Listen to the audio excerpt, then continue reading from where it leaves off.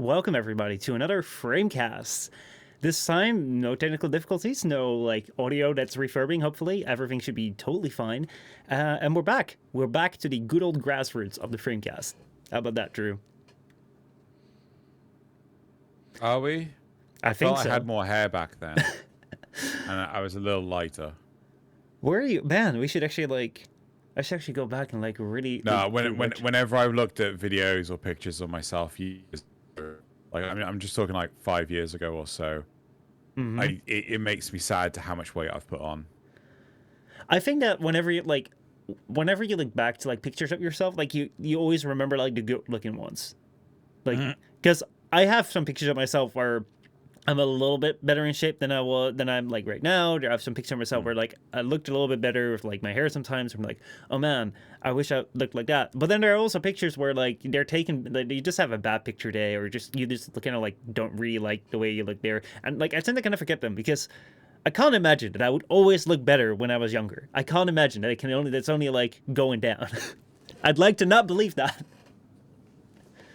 If you're wearing a hat, I'm wearing a hat. Let's do it. Let's go for the hat. Let's go for the hats today. So yeah, how have you been, man? How have you been the past few weeks?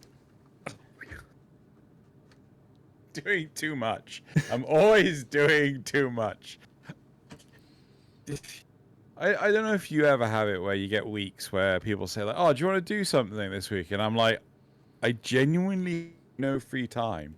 Oh yeah, I have that. I have every night this week I've got a planned event. So it's just I'd love to, but no, I'm already killing myself.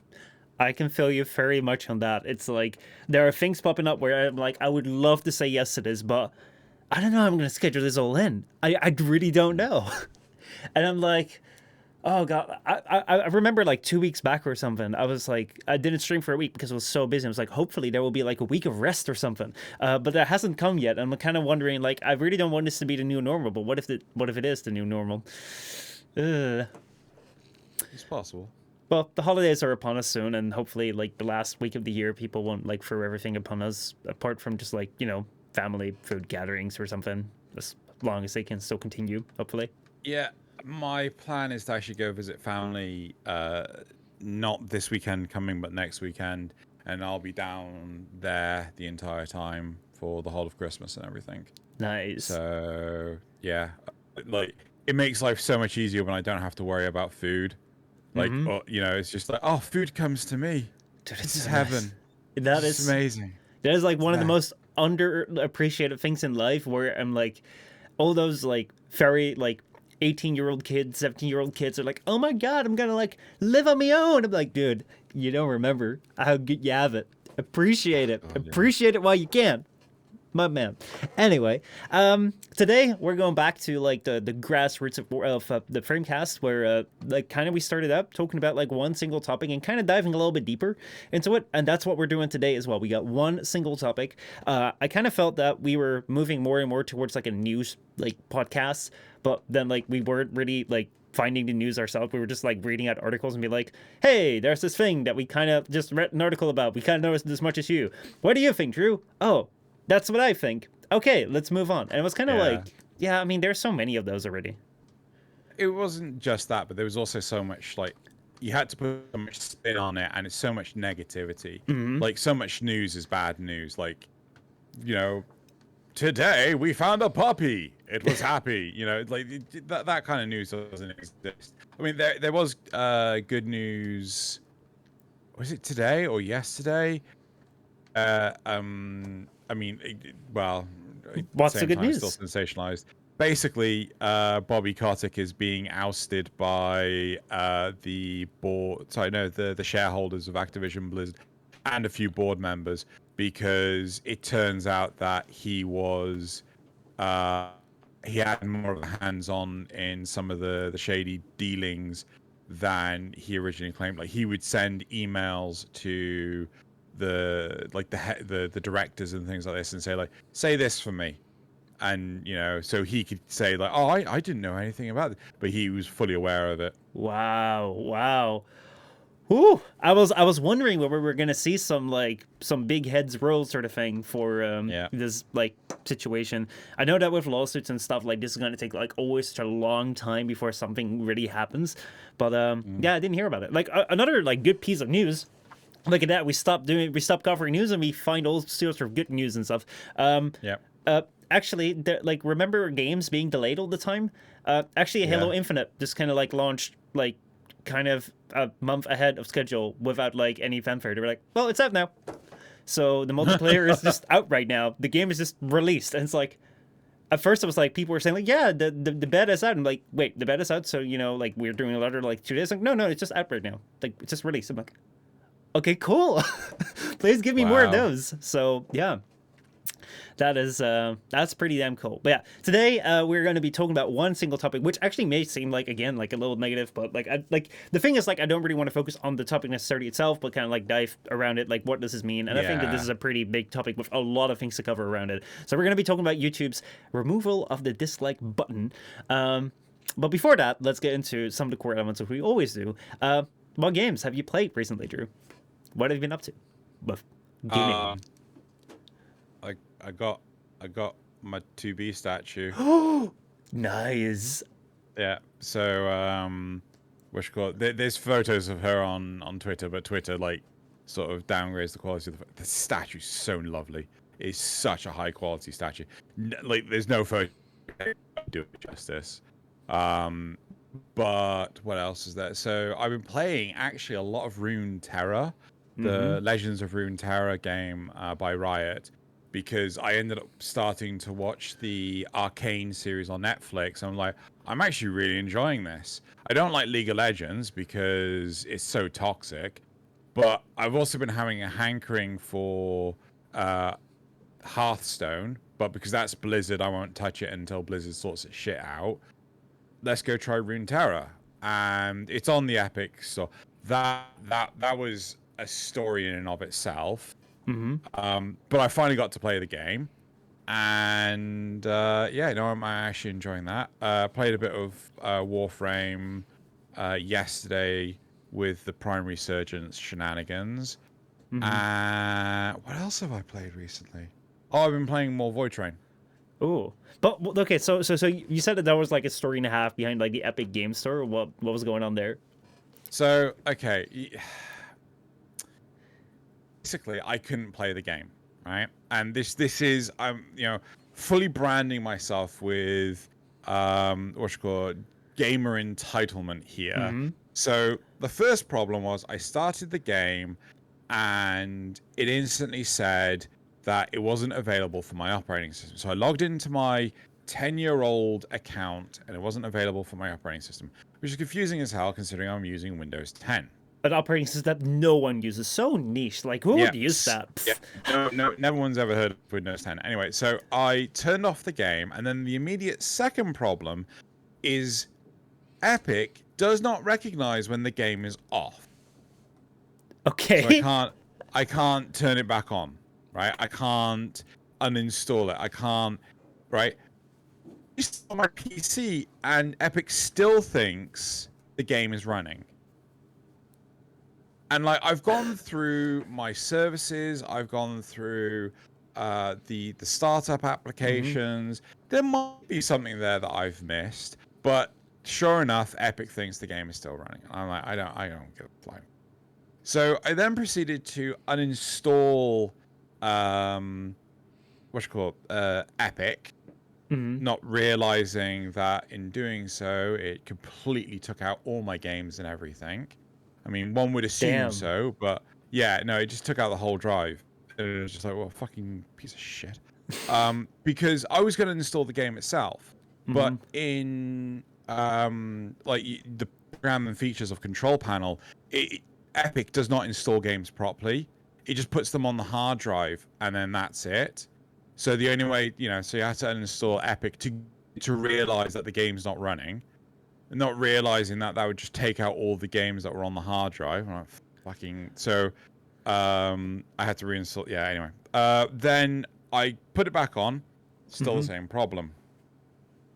So I thought, fuck it, I'll just get the regular client. So I got the regular client, And the regular client said, sure enough, not available for my operating system.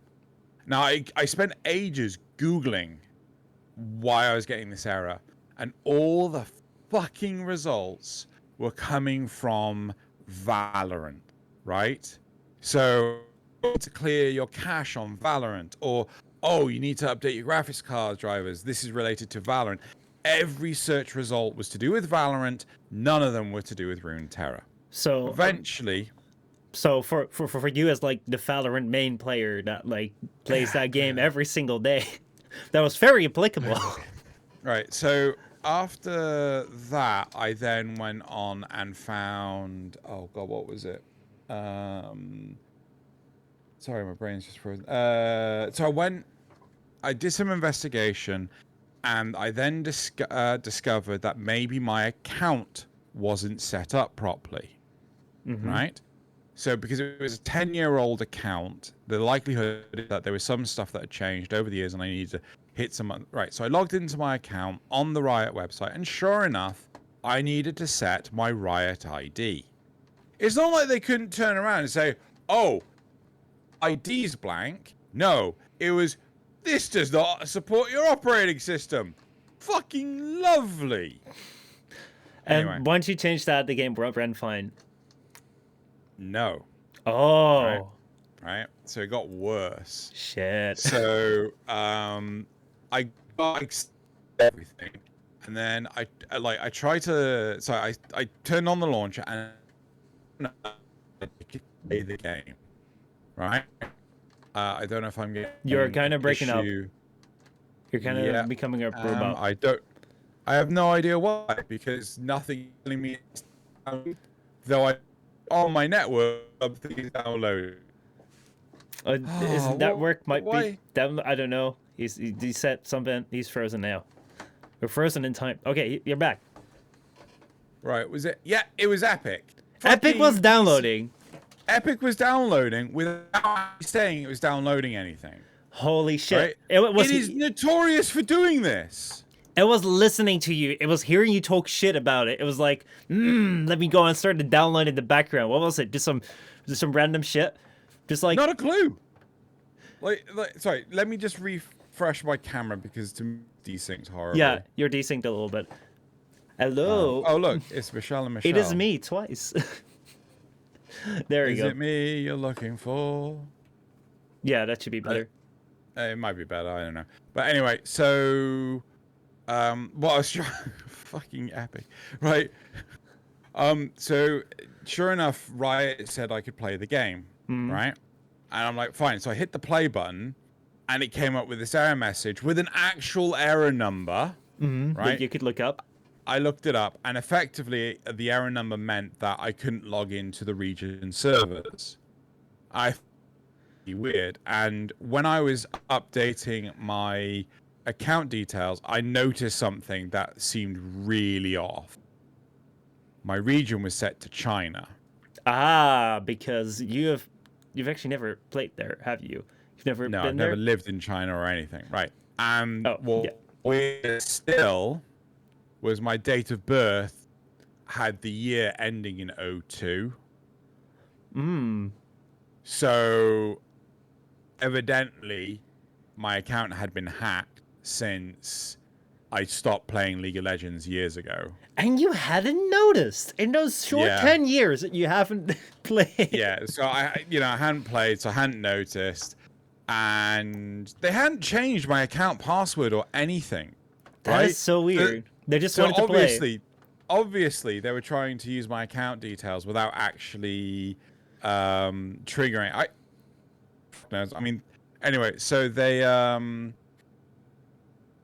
but I couldn't change my region or my date of birth in my account settings. I had to contact Riot themselves. I had to submit a ticket and say like, yeah, I think my account's been hacked, blah blah blah. I had to jump through. It took 2 days, right, of tech support, but eventually I managed to get into Runeterra finally, and they've actually put my correct date of birth on there, so now I'm old again. Nice. I mean, okay, Yeah. fine. Everything is okay now. Well, I'm older than you now, so I mean.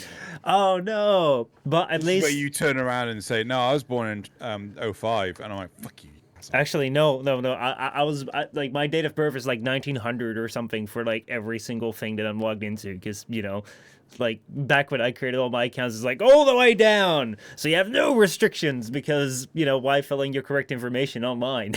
Actually, so something that was really weird. They turned around and said to me that they could only change my date of birth once, and I was like, Why would I change it multiple That's- times? "No." So first off, that's a sheer lie. I'm not stupid, Yeah. right?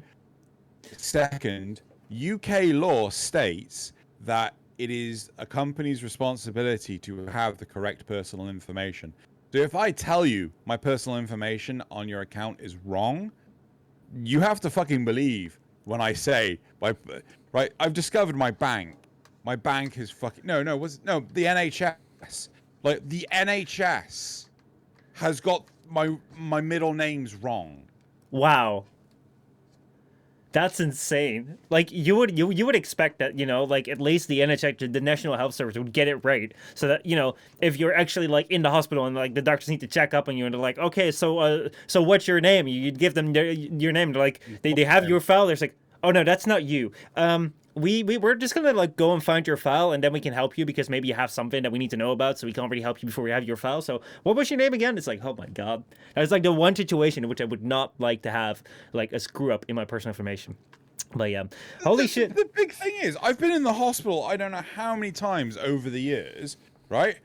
And yeah, they like every single time I gave them all 4 names, they didn't turn around and say like, oh, we've only got 3 on record.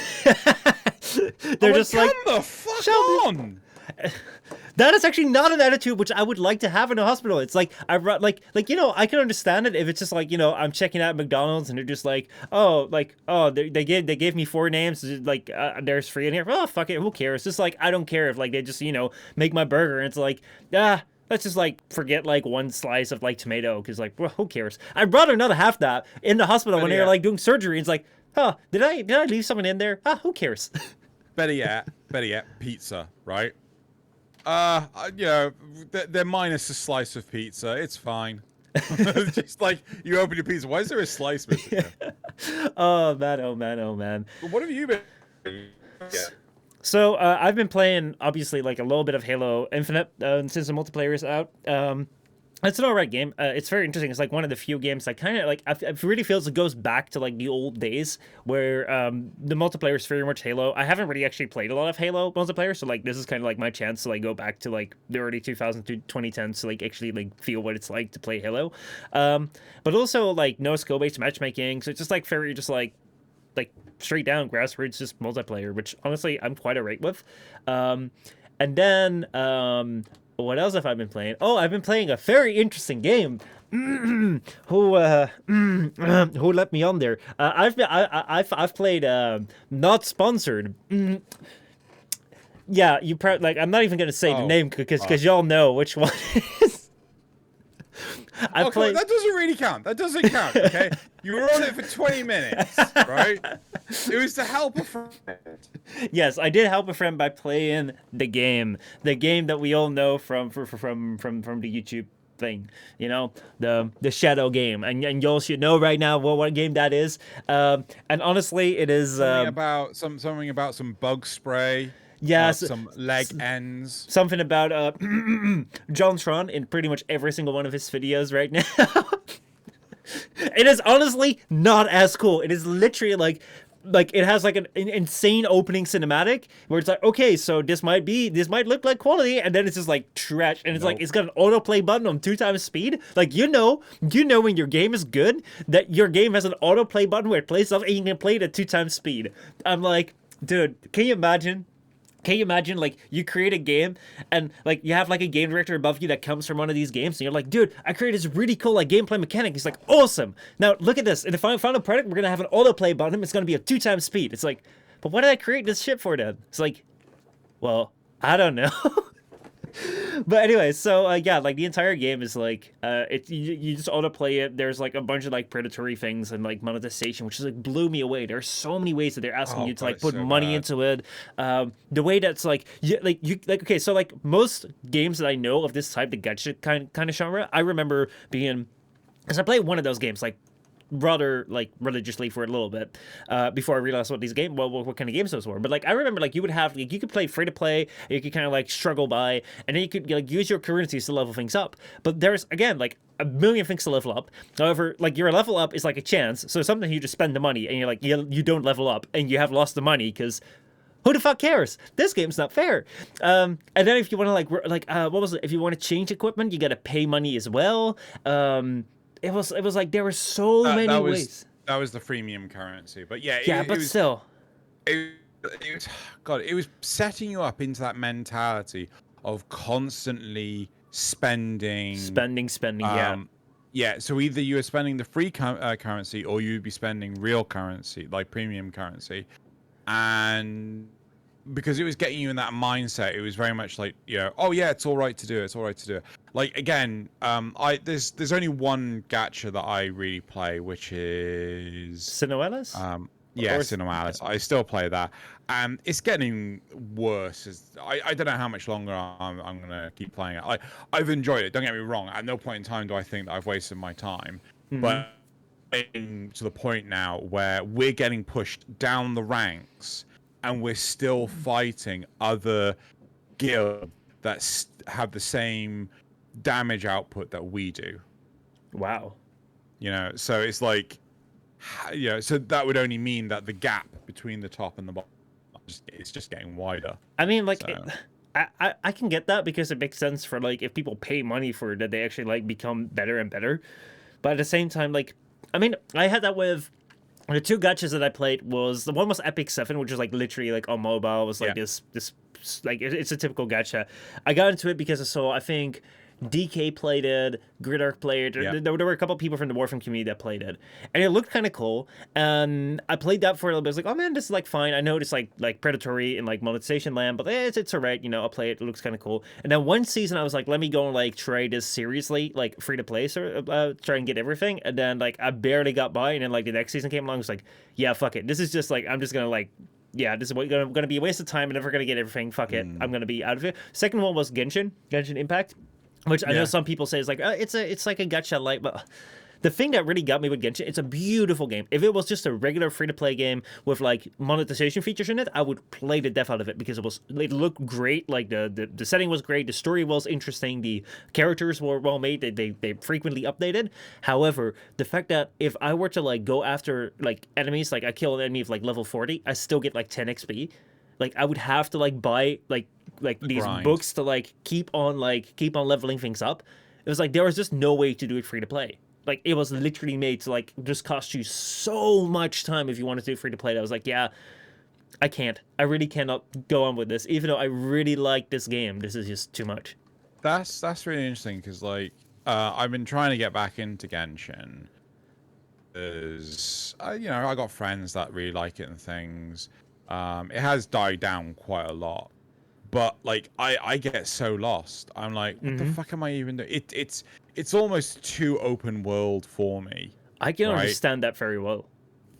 So it's just like yeah, So I've heard about Honkai Impact. I think which I think DK has played it as well. yep, Which I think is also made by MiHoYo, which is also like yep. made by the same makers as Genshin. And uh, I'll probably give that a shot. But like I've become very very like wary of gachas because just in a way like how in the two experiences that I've had, I mean like this one game as well now, I'm kind of like I don't know. It kind of feels worse than loot boxes to me because loot boxes I was never drawn to. Like it never really did anything for me to like see that thing like boom zoom and unless they were like really encroaching on in-game territory, as long as they were kind of like, oh, you can actually get some stuff out of here, or you can actually like get some some skins. Like I didn't really mind, but when it comes to the fact that it really like hampers with your progress, like to get a set to like not be able to get ascension and so many like levels of levels. So I remember like So Warframe has, you have your Warframe, you have like your weapons, and then you can like build up your weapons by forming and stuff. But that's pretty straightforward. You just have like a few avenues, which is mainly of leveling, which mainly just concerns your gear. Like each piece of gear has a level. Then you kind of have focus trees, but that again is kind of like the level of your operator. So that's also just like one leveling thing per gear. You have your mastery rank, which honestly at a certain point you can just not care about. So basically it's like one leveling system per gear. With something like with most gacha games, like Epic 7 had it, but Genshin Impact has it as well. You have your character like your total profile level, which needs to be a certain rank, otherwise you can't level up beyond a certain place or you can't reach certain areas. Then you have your character level, which you can also upgrade by duplicating your character, like you can make him an extra star or something. But then you also have your character level, which you upgrade with like XP and like books and something. Then you have the 5 things that you have on your character, which can also be leveled up. But those can also be different things. And then you also have your sword, which like, or like your weapon, which can also be like, again, like a 4-star, 5-star, whatever. And it can also be duplicated and it can also be leveled. And you can also like throw something on the sword or something, which also can be leveled. It's like, there are so many leveling systems where I'm just like, I don't know. Like at a certain point in time, like the moment like that I lose sight of what I all need to level and all these leveling things, I actually just need to like spend like items on because you can't really level it and grind it by just playing the game. Like that just becomes too much. I'm like, I don't know what I'm doing anymore. I lose oversight. Sorry, I just want to read. I've just had a PSA from DE. While this event has been our most successful Vault debut, we are making changes as a result of what you want to see from us as a developer and what we want ourselves, good monetization. Platinum as a bonus in the purchase of Regal Ire. 3 Regal Ire equals 200 plat, 7 Regal Ire equals 400 plat, and 15 Regal Ire equals 1,200. Yeah. So basically, they've done what everyone was asking for. That seems that seems better. Let me very quickly like react to Arturia and chat, and then I'll get back to that because I think like we're probably gonna like talk about that briefly. So Arturia says completely different dev team for Honkai. MiHoYo even once stated that they find it more efficient to keep the team separated, so that's easier to solve issues. So that's pretty cool. I have one question for you to do this whole gacha situation with effectively what's happening with Prime Resurgence and all this sort of stuff. So a lot of monetization in the good monetization is all to do with cosmetics, right? It's not game altering. It is just there. It's pretty pixels, right? Yeah. Pretty pixels. Anyway, sorry. Now, how would you feel if any game, the best game ever, had a cosmetic, just an entirely cosmetic item that cost $1,000? Ooh. You didn't have to buy it. It's only there if you want to buy it. Personally, like if I look at just myself, I wouldn't mind it at all because it's like if it's completely optional, it's totally fine. The thing that I will like say like woo about is that I know some people are really, really tempted by pretty pixels, and some of those people don't have the financial situation to be able to afford that. Where I'm like, I'm pretty sure that if you're gonna put that in your game, you're gonna have some people that will get themselves into very picky situations, whether that may be going in debt, like stealing their parents' credit card, like spending money they don't actually have or something, to get that thing in the game. And that is something where I'll be like, for me personally, I would not be swayed by it because like as long as it doesn't really like involve like something that's functionally better, as long as it's pretty pixels, I don't mind. Because again, it's like their game. They can do what they want. But yeah, what do you think?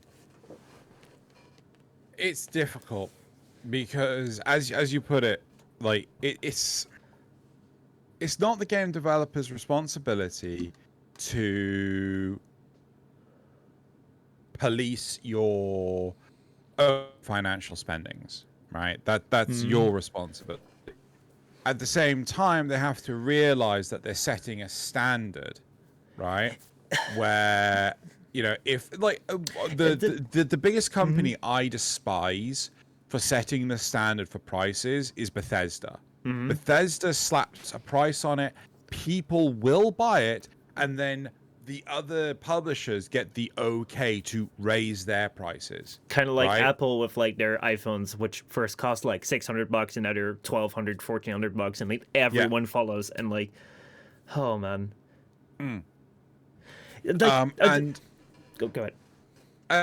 and so like, there's that problem. There is the whole, is it ethically right? Because as soon as you do this, you are pushing bad.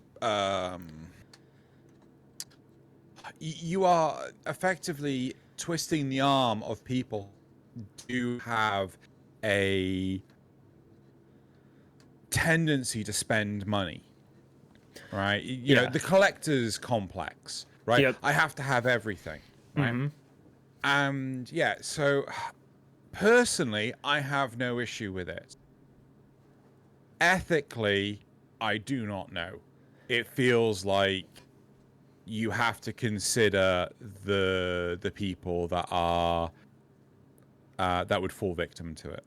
Actually, well, I said that I personally didn't have a problem with it, but then you said, I don't think it's a position of the game companies or the game developers to like monitor our personal spending, which I would with that statement I would agree with, but I also actually found myself disagreeing because it kind of ties in with the reason why I really dislike streamers or YouTubers pushing very hard, but like you see, especially on Twitch, pushing very hard for people to subscribe or give money to like belong because it's cool. Like, oh man, just like donate so you can like do super chats or subscribe with a higher tier because I like you even more than. It's like the reason why I dislike that so much is because I know that a lot of people come to streams or come to games for entertainment, for escape of the world. And like a lot of people's problems on this world are financial problems.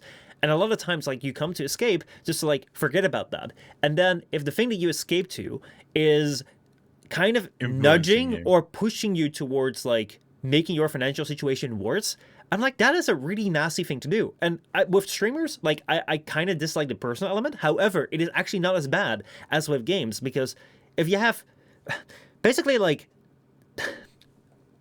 You're can't not like wrong. I You've got a like really okay, solid point yeah. here. So recently I made this video about actually yesterday I made this video about like I'm trying to see if I can like do away with like my smartphone as an entertainment device. I've already like split it up into I have my call phone right here and I have my entertainment phone right here. But the thing which I find is that I get so distracted with this phone because like recently, like literally as I was filming that video, I kind of was like, let me go and find like a new video online, or like let me go and have a video to watch because I have to wait on something. And then I got into like a cyberpunk video, and that led me to recommend a 5-hour documentary of like cyberpunk, the full critique, and I watched it at 2 times speed. But that cost me 2 hours. I'm like, holy shit, dude, I am wasting so much time because like this thing is like designed by very like talented people to like get me like what I don't know that I want, that I kind of want, and I just waste time. Like these things are designed to be distraction devices. So I kind of like want to like offline it so that I can download everything that I want to watch. So like YouTube videos by the people that I really like, or series and anime that I really like but that I want to watch, I actually don't get around to now because I'm like short on time. So I want to like download that, watch that, so I don't get like,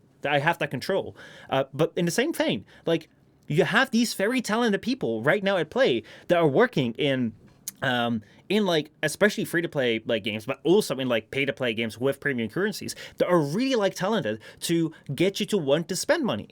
And that is something which back in our day when we played games that you just buy and just play, like that wasn't a concern because that wasn't an option. So people were making games for you to like just enjoy as much as possible so that you could buy a game and have fun with it and then recommend it to your friends and they could get more sales. Yeah. But now the game that you might be escaping to from your financial issues isn't just like telling you, like nudging you, like, hey, you know, spend some more money. No, it is like your work, like you are up against a team of psychologists and like very smart people that are like you're pretty much in some games like.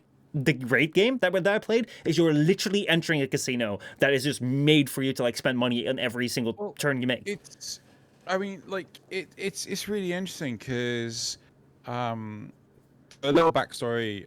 My dad, you know, he worked on some of the very first machines. They used to be called fruit machines, not slot machines. Mhm.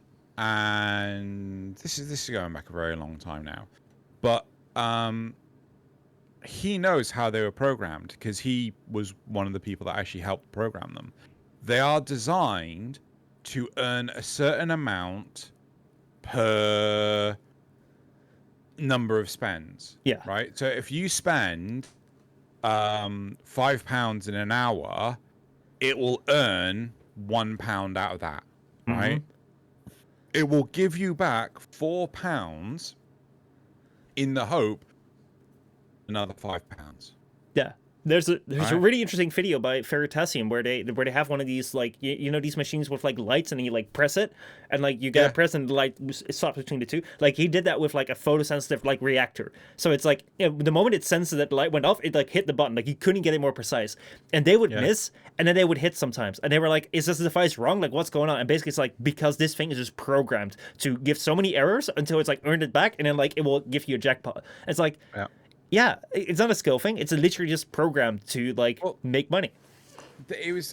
I don't know what the TV show was. There was a TV show years and years ago. It was an American game show, and they had it where effectively this light would go around these different panels, right? And this one individual, I think it was one, maybe two. They had to kill the show after this, right? So he worked out as soon as he hit it on one square, it was guaranteed to land on the best square, right? Wow. Sometimes if you hit it on the one before, it would land on the best square. If you hit it on the one after, it would land on the best square. But this one square, no matter what, it would always land on. Work this out by watching hours and hours and hours of footage and working it out. And he won loads, right? He won shit tons of money. They had to kill the show afterwards because he gamed the system. But I think he was allowed to keep the money. But this is where, like, if you've worked out a system to beat the game, right? Yeah. You are. It may have been Jeopardy, Arteria, but yeah. So if you've worked out a system to beat the game, the Institute of like Gambling or the Gambling, whatever you want to call it, they now have the opportunity to seize the funds, which I think is utterly ridiculous. Oh, it is. If you know how to play that's like saying 2 + 2 = 4. No. We're taking away your reward. You know maths. Yeah, oh man, like that is something which like boggles my mind. Like they are allowed to trick you to think that you're playing a skill-based game while you're not playing a skill-based game. You're playing like against a chance computer that's basically just like telling you whether you're gonna win or not. And then like if you figure that out, you're like, no, you're not allowed to do that. Like that shit is weird. But yeah, anyway, like bringing it back to like these games, it's like bringing it back to gaming. It's like yeah, like I find that I can understand like it is not this like this the game's like. The game needs to make money, and it's not legally like obligated to be like protecting people's assets. But at the same time, like I do think that there is something where I don't know, like I also wouldn't want to see like regulations step in where you have like every single time you boot it up, there's like this big warning, like warning, this game uses psychological tricks to make you want to spend money. No children should play this game because you're gonna get parents up in arms, so like kids will not be able to play their games anymore. And like I don't know what the right solution is. But I do think that there is something here where I'm like, I don't know, man. It feels weird. I'd rather have a certificate rating than flat out censorship. You know, it's like I'd much rather say like this is suitable for teenagers, this is suitable for adults, right? Okay. So here's one simple regulation, right? Game consoles cannot store your credit card details. That's a good one. End of. Yeah. Actually, like I've been my cousin has been a victim of that, and like I played a part in it. Like we back in the PS3 days, there was like the PlayStation 3 would be hacked once in a while, and then like he told me during a Friday, like, hey man, like the PlayStation Network was hacked and you could get games for free, you know, like when you're 13, you believe that shit. So then we went to his home and then we started like he was like, well, you know, you just go to the game, you click on like buy, and you click on like download. And the moment that you check out, it's a 0 in your like your total balance, and like then you can install the game. I'm like, okay, well, show it to me. Like, okay. So, see, like it's a 0. I'm like, dude, are you sure there's no credit card hooked up to this? Like, no. We never do that shit. And like the game was actually installing. I was like, holy shit, man, that is so cool. It's still working. Let's go buy every like most expensive edition we can find because it's not gonna cost us anything. And then we just spend the entire night just laughing at like the PlayStation Network, like, ha ha ha ha, we're downloading all these games, doesn't cost us anything. And then the next morning, like we literally filled up our entire hard drive. The next morning, like his mom just turned around and said, like yeah, we coupled the credit card to like the PlayStation because like your little brother wants to like get like a $5 gift card. And then like we had to pay it, or he had to pay it back, and it's like, never couple the credit card to your goddamn PlayStation because. To be honest, I know. So we both know. I'm not going to name them. Yeah. A content creator who did the turkey trick for Warframe. So if you use a VPN to log into Warframe from Turkey, basically the dollar to platinum ratio is so much better, but it's against the T's and C's to buy from like a different region, from a different country than your residence. Yeah. Right. And as a result, they owed DE like a truck ton of money, and they had negative platinum, and I don't know if they ever came out of it. Wow. Oof. Yeah. That's that is a big oof. Well, so touching like a little briefly on like you mentioned the Warframe PSA thing, basically like they're adding an option to buy platinum. If you guys don't know about this, they're going to be adding platinum to the purchases, and they'll be giving platinum out to the people that have already purchased. Yeah. Okay. Cool. So let me like for those of you who haven't been aware of like this stuff, what's been going on, I have actually talked about it on stream yesterday or 2 days ago, because people brought up this thing. Basically, Warframe is launching like a new Prime Resurgence event, or like it's going on right now, where like basically you can get all of the like old Prime items that used to be in the Prime Fold. You can get them with like this new resource called Aya.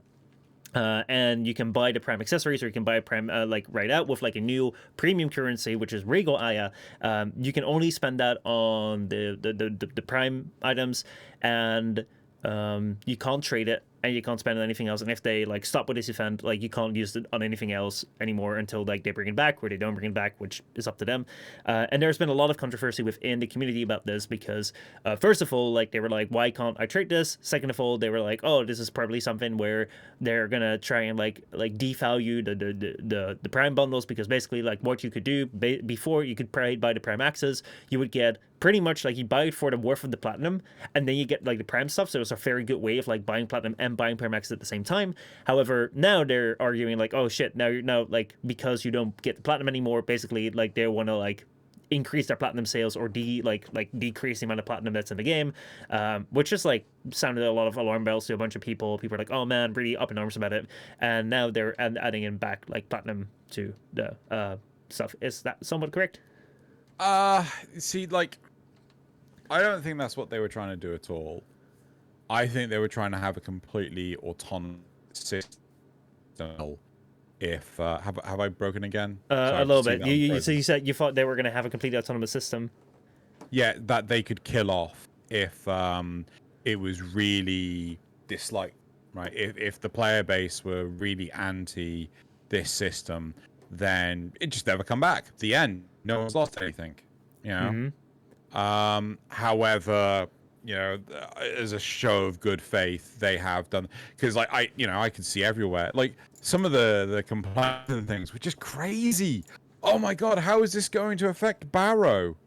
Oh yeah, it's not.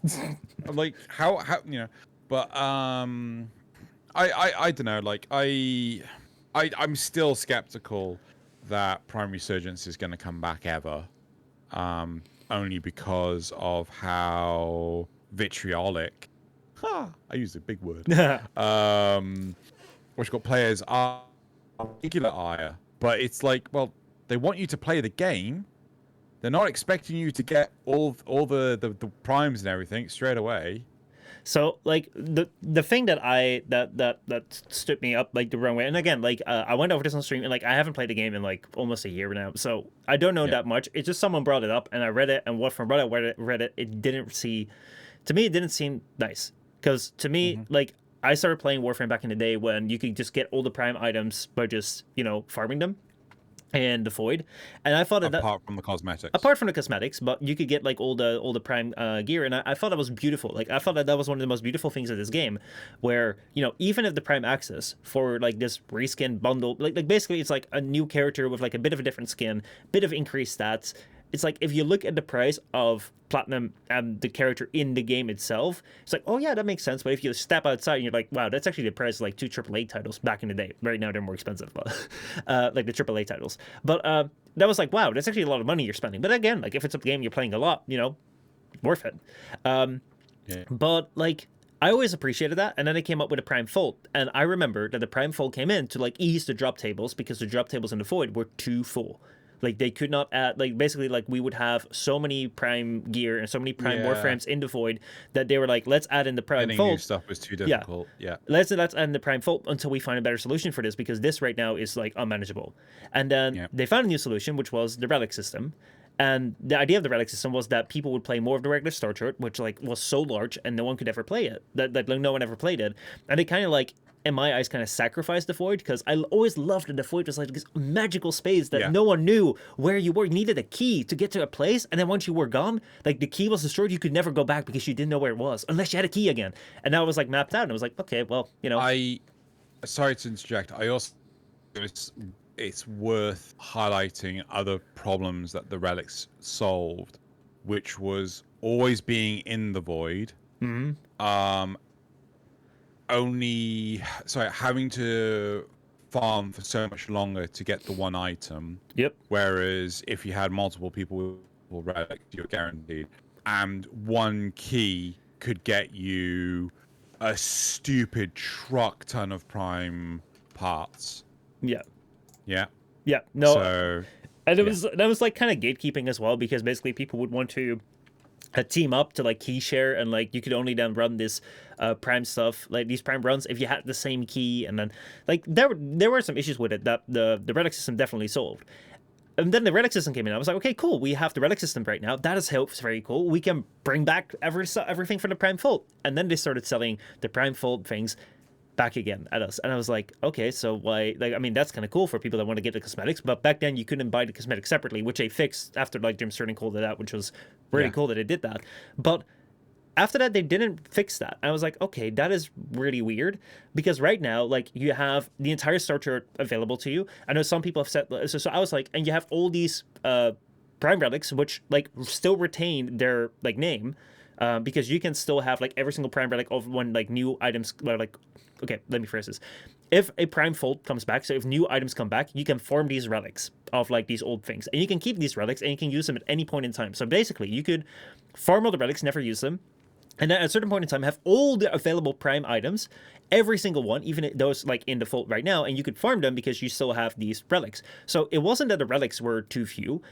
Some people speculated that, well, it will dilute the drop tables, but of like the entire Star Chart. I was like, well, the Star Chart is quite big, but right now they're kind of solving that with like you can use this IA to like select the relics that you want to choose. So I was like, this token system kind of solves that problem, and I felt like, okay, that's very reasonable. So like right now we have everything in place. You don't no longer need to go to like 12 levels in the void to like only have your drop tables there. You can choose your relics. You can like have like get farm the relics all over the Star Chart, and you can do all these void fishes all over the Star Chart. There should no longer be a reason that the drop tables are too diluted, so we can't have everything back in the game. And like they're never mentioning that. Like the way that they're going about this is like, let's see, the Prime Vault program, they say, started in 2015 as a way for us to return Prime Warframes, weapons, and accessories that had gone into retirement. And like I was like, no, that is not the case. You introduced it. You introduced the Prime Vault program to take them out of the game. It's not that they went into retirement and then you introduced this program. You put them into the retirement with this program to solve an issue that's now gone. So I thought that felt like you're not like, this is not the way it was. I mean, like maybe like, and that to me, I think they're skipping the part. They talk by Prime Vault program is like you can buy the stuff back, or you can go in the game and farm more relics to try and get the stuff again for free to play. Yeah, but like to me, it's like we had a situation in which you could just like get everything for free in the game at any point in time.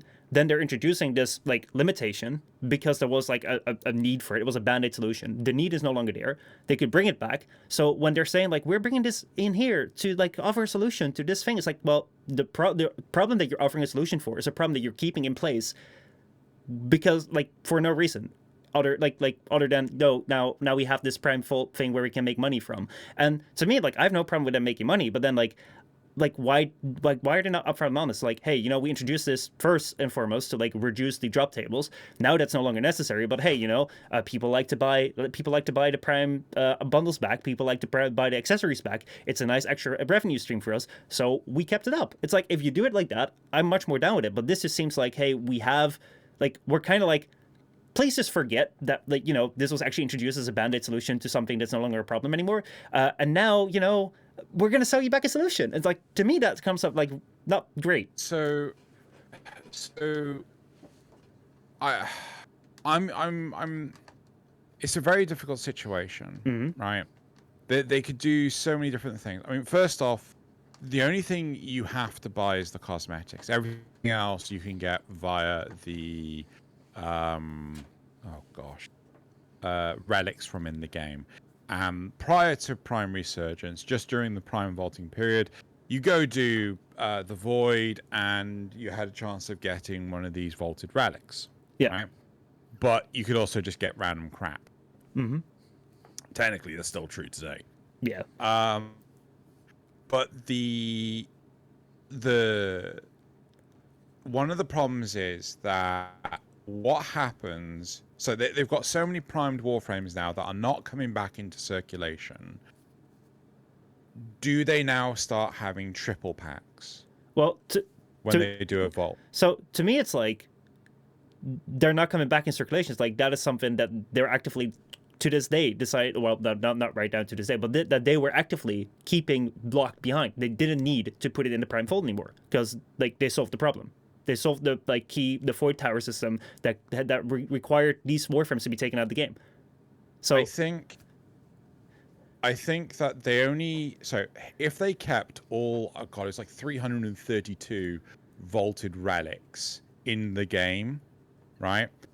So there's 332 currently vaulted relics. If they kept them in the game, they would dilute it far too much. If they use the currency system that they've currently got in place for Prime Resurgence, then it would work because then you could choose whichever ones you wanted. Yeah. Right. So like that's also why I said I love this currency system. Like the token system, like you get a token and you can like go buy the one you need. I think it's fantastic because there's already RNG on the relics, so like that works great. Yes. Right. Credit where credit is due. I like that. The crap, where was I going with this?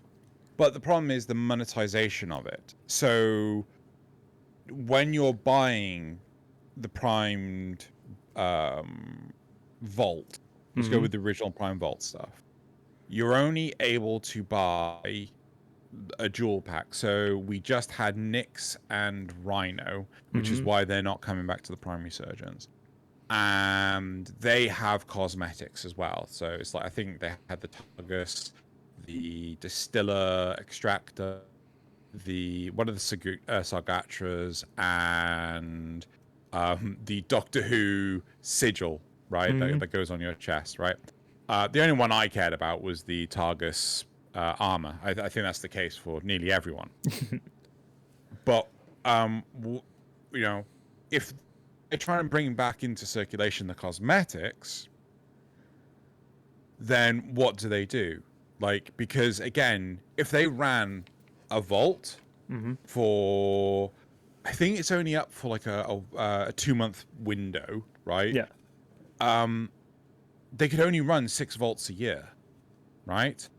And there are currently, I don't know how many frames that are out of circulation that did not see a vault this year, right?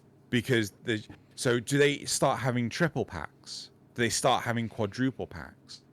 If you want to get the cosmetics, you have to buy the quadruple pack, which comes with more platinum than the Sodding Sun, but costs you 80, 160. No, 48. It'll cost you $160 for a quadruple pack. Yeah, that's a lot. Yes, so it's a sticky situation. Yeah. I mean, like, I can actually, like, as you explained this, like, I can see how, like, for people that want to get the cosmetics, the Prime cosmetics that, like, couldn't get before, it's like, or, like, buy it, like, this, like, is actually, like, a pretty appropriate solution. It's just that, like, I think that, to me, like, I've always been skeptical of the Prime Vault because it felt like double dipping to me in a bad way, where basically, like, we used to have Prime, like, a Prime thing comes out, you can buy it, then the next Prime thing comes out, you can buy it, and, like, it wasn't until this Prime Vault came in as, like, this Band-Aid solution to the Void Towers that all of a sudden I was like, hey, we can sell it back again. And it really felt to me as a, like, well, somewhat free player, and then later on I started buying Prime-Axes as well, but it kind of felt to me like, oh, so, like, they want to take things out of the game so they can sell it back to us again. That seems kind of slimy. That's not the game that I used to love and play. And, like, now that I think about, like, well, the moment that they separated the cosmetics, it already seemed better. But it's like, okay, now, like, you know, you can buy the entire thing, but you can also buy the cosmetics alone, which, you know, previously no one could acquire anymore. And, like, if you bring it across like this, like, hey, you know, people may want to buy the cosmetics, and now you can acquire, like, these, like, pretty much, like, if people can now just acquire all of the Prime Warframes through a token system right now throughout the entire game for free, that is basically fantastic. And I think that that is back to, like, the good old spirit of Warframe. I think that if you can, like, use a premium currency, you can spend money to, like, buy the the cosmetic packs, the Prime cosmetic packs, or the Prime packs that normally, like, you could only buy for, like, 3 months and then never again. That's actually even better than we had before. However, I think that, like, in the way that this stuff has been, like, a little bit handled with, like, the introduction of a new premium currency, where Warframe over the last couple of years have been added, like, a lot of currencies where, oh boy, I don't like it sometimes when games add so many currencies, because so, like, and, like, I think that got on people's nerves. And, like, to me, it was, like, really the way that they bring it across, that it feels like they're just mentioning monetization, and they're they're mentioning, like, oh, we're looking at a new way of monetizing the game, and, you know, we're mentioning that this is a problem that we're finding a solution for. It's like, well, but it's a problem that you're keeping in place. It's like the way that's being brought across, if you're telling it to me like this, I'm like, yeah, actually, this seems like it's better. This seems like it's actually, like, it can actually be quite good, for both, like, free-to-play players and players that may want to buy the cosmetics, which previously they couldn't. But the way that's being brought, ooh, feels rough. I think we're also looking at it from potentially the wrong perspective. We're looking at it from the veteran. But one thing I want to highlight is part of the reason why they took the Relic approach was so much of the player base was just stuck in the void, just doing the void. Right? If we were to go down the route of giving this token system, right, so that they could farm, you would need 4 relics at least to get the Warframe, right? And assumedly the relics would also share some parts as well, right? That means you have to have at least 4 of the currency, the Aya, before you can have a chance of getting each of the parts for the Warframe. If you've got to do that for, was it 24 Warframes? That's a lot of time spent in the void just to farm those Warframes. Because the drop chance of that resource is really low. It's not unquestioned. It's not like dear God low. So basically, like, it's a drop. Like it just happens to randomly drop. No. It's not off a mob. It's not off a mob. It's a drop table drop. Okay, that is interesting. Okay, because, like, again, like, the thing that I thought was that basically like these things would be. I mean, like, yeah, actually, it is actually what I thought. No, it's actually all right because I thought like I thought it was gonna be like instead of relic farming, you're now just gonna be like token farming. Yeah. So like in the place of where you normally get a relic, you now get a token and you can replace that Yeah. for any relic. Okay, but that's still the case. No, that's fine. It's just that the drop chance right now is low, but I mean, that is relic farming, and it's actually like possibly better relic farming because normally you had a chance of like getting a relic which you didn't need, you weren't looking for, and now you just have a token which you can exchange for any relic you exactly want. Yeah. No. So it's like I think I spent how many hours with Nazeth yesterday running it? I think we spent 3-4 hours doing it, and we got 1. Wow, that is a really Yeah. bad drop actually. So 3-4 hours to get 1. It's but the thing is, like, you're not supposed to do this immediately. You're not supposed to sneeze this out. Well, I mean, like, if I remember back to when I was like prime hunting basically back in the day when there was like only a handful of primes, like it took me like a really good long time of my playtime to like get everything, and that was in the time of void keys where you could like run multiple like items from a key. It's like I think that relics, with like the way that relics are, like, relics still are an RNG mission that you need to do because like you drop them in, you still have an RNG as to like whether you're gonna get it because it's a best chance you get exactly the thing you want in your first relic drop. That like if I am a new player, like, and I need to get like what was it, like 24 something primes or so, like that's a long list of things that I may want to get. So like the drop rate should actually be quite plentiful that I can just go run void fishers with the boys and not be worried about like, oh, we got to go run like we got to run a week of the void to be able to run like 2 hours of void fishers with the boys before all of our like things are depleted again. I think the drop rates are actually really low then.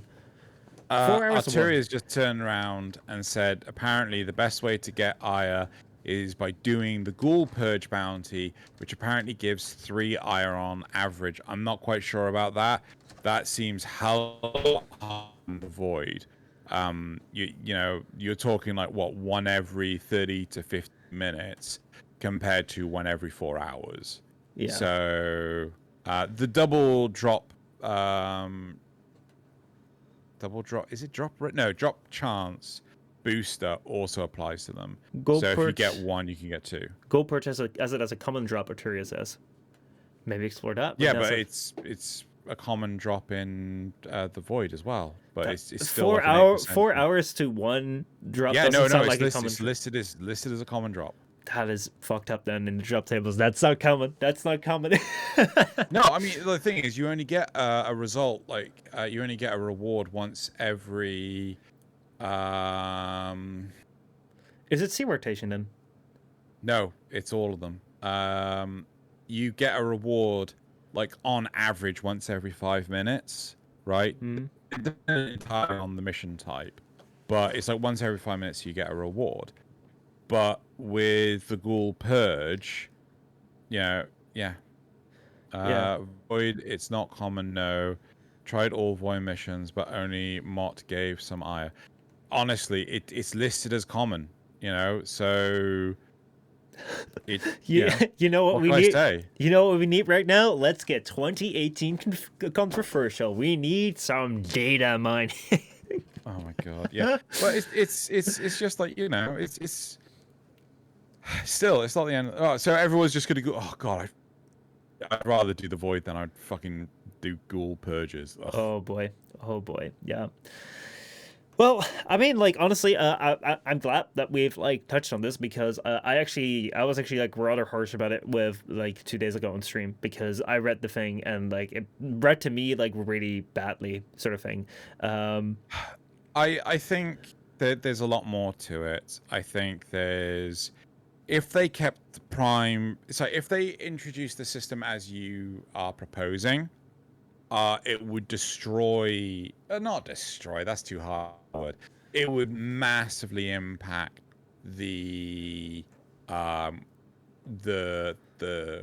economy, the trading economy, right? Because all of us, like, I don't know if you're aware of this, prior to Prime Resurgence, like, Ash was on Switch for 1k platinum, and Ash said 1,000 platinum. Yeah, Right? I mean, to be honest, like, good, crash it, because like in my mind, it's like they boosted the trade economy like insanely. Like it went GME stocks up when like they introduced the Vault, and everyone was like, oh man, let me go and like farm Frost Prime, let me go the Prime farm this stuff. And to a sense, it's like for a game that is really like that really wants to like focus on their newer players, I'd much rather, and again, like that's just from my personal perspective, but I'd much rather have that they would focus their efforts on, you know, encourage like helping the newer player by, you know, like making trading for like prime items that, you know, veterans just spent like years and years farming that they have like 50 of and they sell for 1,000 platinum. I'd much rather have that they introduce a system that just cuts the value and it's a lot more accessible to them. Then like maybe they can, you know, make some end game content actually. I know I shouldn't say, but you know, like I think that would actually be quite good, because 1K plat for a Warframe part. Oh my! Or No, like a Prime Warframe. Yeah, For a set. That's insane. Like we never had those prices, even when Ash Prime just came out. No, I think like it was. We really did, Michelle. I remember when Loki Prime came out, people were selling it for a ridiculous amount in the first day. Oh yeah, first day, but then like after half a week, it was like it went straight down. So so like that's the prestige of getting a day one versus like waiting for like a week. This is like waiting for months. But or still, a year. I think Bow Prime was going for an insane amount because it wasn't in. Actually, yeah, no, Loki was still really high on the system when the relics were introduced, because Loki was the last frame to be on the relics. Sorry, on the void keys before the relic system. So he wasn't on a relic. No one had a relic for Loki, right? So as a result, he was the last one to get vaulted before. Yeah, no, he was the last one to get vaulted before the relics. That was it. Yeah. And yeah, so there were no relics for Loki. So his costs were stupidly high until he was brought back. There are still loads of things that are sold insanely high. I'm pretty sure cores are still insanely high. But the problem, I get where you're coming from, but there is a problem with what you're saying. If you cripple the market, then the free-to-play players will not be able to afford the cosmetics. You got to think about the players that will not put any money into this game for whatever reason. And if their only way to generate revenue is by selling stuff in trade. Well, okay, so there is still like a massive amount of money to be made. Like I know from, what is it? I know from people in my chat, like Tribal, who has insane amounts of plat, but also from like people like Neo, who like try to specialize in like buying and selling things and then trading up to like get insane amounts of plat as a free player.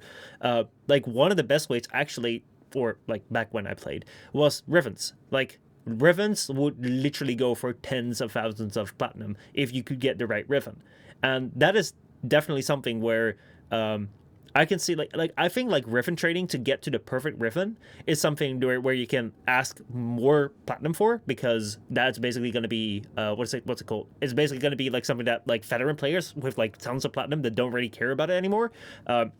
Or more likely to be like, yeah, I'll give you like a couple thousand for that. It is something that you can refine. And it is not something as crucial as something like, hey, you know, I want to get an Ash Prime. Like, I think that something like an Ash Prime is it's a little bit more crucial than a Riven to get, because it's kind of like a Warframe, which you can actually play. Again, like how crucial is it? But at the same, like, I think there's like a little bit more of importance to like, I want newer players to rather have like an Ash Prime than like a Riven. And I remember back in the day, like, I didn't really trade that much in like Prime Warframes. Like what I used to do, like I remember at a certain point in time, like greedy pool became the meta, and I was like with new Loka, so I could every single day buy like a couple like greedy pools and then sell them for like 20 plat. So every single day I made about 100 plat just by like, you know, using my syndicate standing and selling some greedy pools and then doing that the next day again. Now, granted, that doesn't work anymore because greedy pool isn't like interesting anymore. However, there's always going to be like a new piece of meta where something of the syndicate things or something that is desired, or like, I mean, like basically like whenever a new prime comes out, that is like the time to strike. You just go and like farm all night long and then like sell it as fast as you can, and you keep on doing that. Like there are always going to be ways of getting it. But I think that like I think that there will always be ways that free players can trade. I just think that this market was just created because of the Prime Vault, but that doesn't mean that we have to keep it sustained when the Prime Vault goes away, because it was just like an extra market that was created, but that wasn't there to begin with. And why should we keep it up if it's like massively hindering new players with like 1k plat for an entire set? And just to confirm, you do recognize that if you were to supply the Prime frame market, yes, it will negatively impact the sell cost of, or the sell charge for the Prime Warframes, but it will also drive people that would farm primes to go farm Rivens instead. So they'll now become a surplus of Rivens.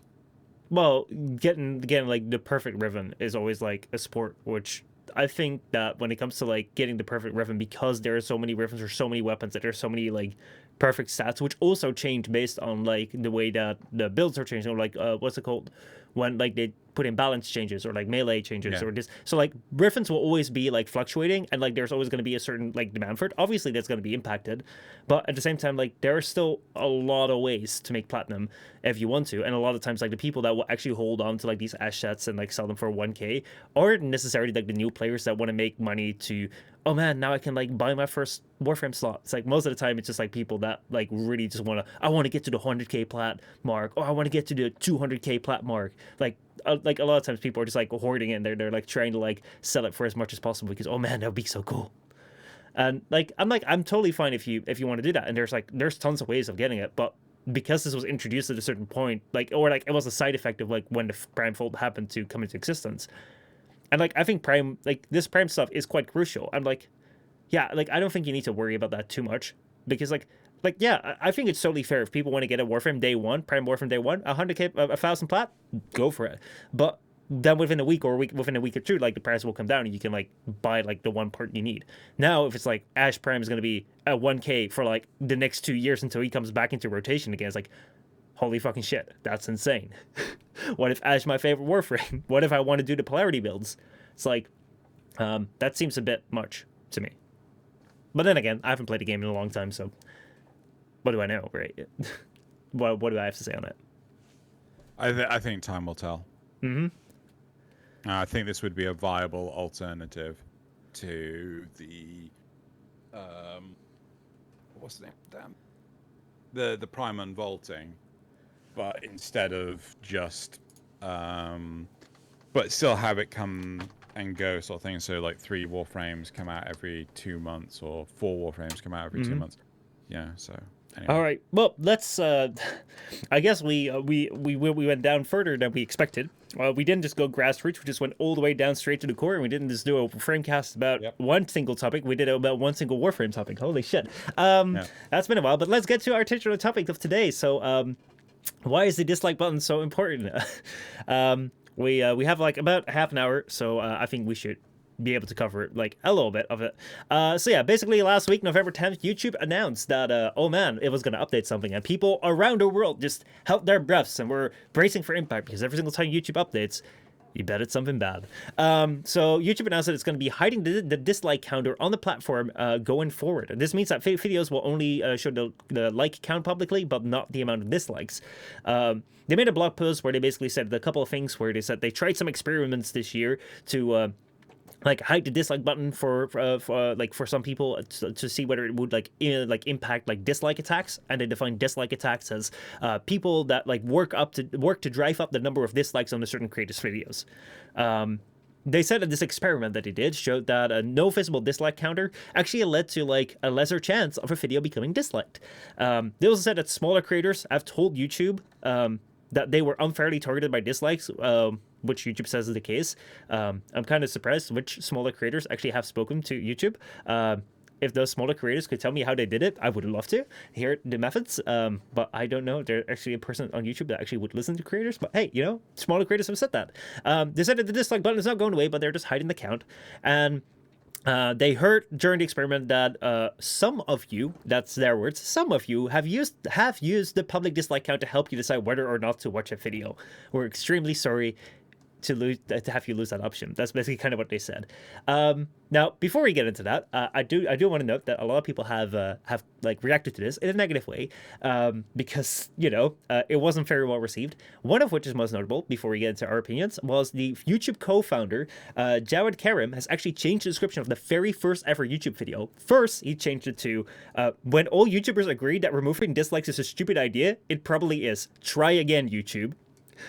But then he changed it today to watching Matt Koval's announcement, was the video where they said they were going to do it, about the removal of dislikes. I thought something was off. The spoken words did not match the eyes. The video reminded me of an interview Admiral Jeremiah Denton gave in 1966. I have never seen a less enthusiastic, more reluctant announcement of something that is supposed to be great. Calling the removal of dislikes a good thing for creators cannot be done without conflict by someone holding the title of YouTube's creator liaison. We know this because there exists not a single YouTube creator who thinks that removing dislikes is a good idea, for YouTube or for creators. Why would YouTube make such a universally disliked change? There is a reason, but it's not a good one, and not one that will be publicly disclosed. Instead, there will be references to various studies that apparently contradict the common sense of every YouTuber. The ability to easily decide and identify bad content is an essential feature of a user-generated content platform. Why? Because not all user-generated content is good. It can't be. In fact, most of it is not good. And that's okay. The idea was never that all content is good. The idea was, however, that among the flood of content, there are great creations waiting to be exposed. And for that to happen, the stuff that's not great has to fall by the side as quickly as possible. The process works, and there's a name for it: the wisdom of the crowds. The process breaks when a platform interferes with it. Then the platform invariably declines. Does YouTube want to become a place where everything is mediocre? Because nothing can be great if nothing is bad. In business, there's only one more important thing than make it better, and that is don't fuck it up. That is right now the description of the very first video on YouTube. It's really interesting that he says this, because I am of an opinion, like, at no point in time have I ever shared a video based on the positive or negatives, right? Mm-hmm. It's always based on my opinion. And no time have I ever snubbed a video because of how much I disliked it. Sorry, no, how much the community dislikes it. I find it funny when we have things like Rebecca Black's Friday and then Brock's Dub. The number of people that like Brock's Dub more was just, tenfold. Mm-hmm. I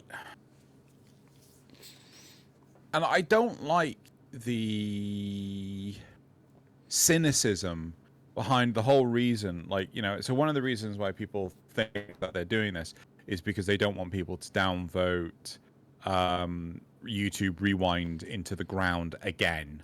Yeah, or like advertisers, like business partners of YouTube that post ads on the platform that are kind of out of touch, that like if they show that to their board meetings and then like the public dislikes it, like, that doesn't look too good.